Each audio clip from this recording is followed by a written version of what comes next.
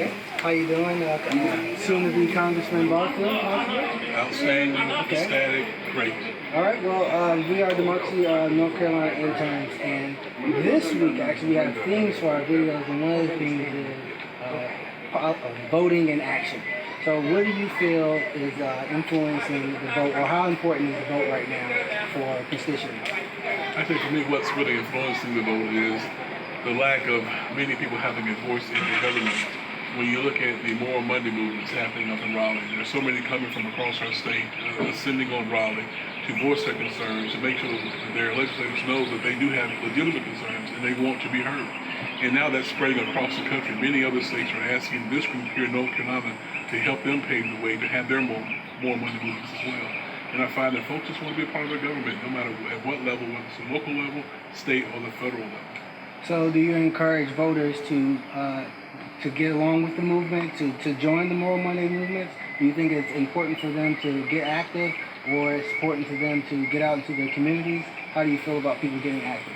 You know, I believe that it's incumbent upon every citizen in our country, whether it's in the local level, the state, or the federal level, to, number one, understand the issues, to be actively involved in their government, and it is indeed their government, which means going to county commission meetings, going to city council meetings, riling up the Raleigh, understanding what the legislature is doing there. You know, even talking with your local congressman about what's happening in D.C. as well, and sharing with them your concerns. You know, this is a government of the people, by the people, and for the people. And for that to really happen, the people must be involved and engaged in their government at every level. Okay, I heard you say that it is a government of the people, for the people, by the people. A familiar speech from President Lincoln from the Gettysburg Address.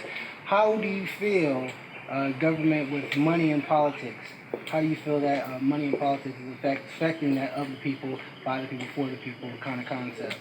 You know, it has changed the whole election process. Many people are trying to buy elections now. You know, my goal with the race that we're running, we're not going to buy an election, we're going to win an election. We're going to earn this right to be the 7th congressional congressman for North Carolina. And, you know, many people focus on dollars, but I've never seen a dollar vote. But I've seen people go to the ballot box and vote. So it's so important we not focus on the resources, but focus on the individuals and their needs and their concerns. And don't worry about the outside influences from dollars coming in. When I look at this last congressional campaign in the primary for my district, the Republicans spent hundreds of thousands of dollars to influence the vote.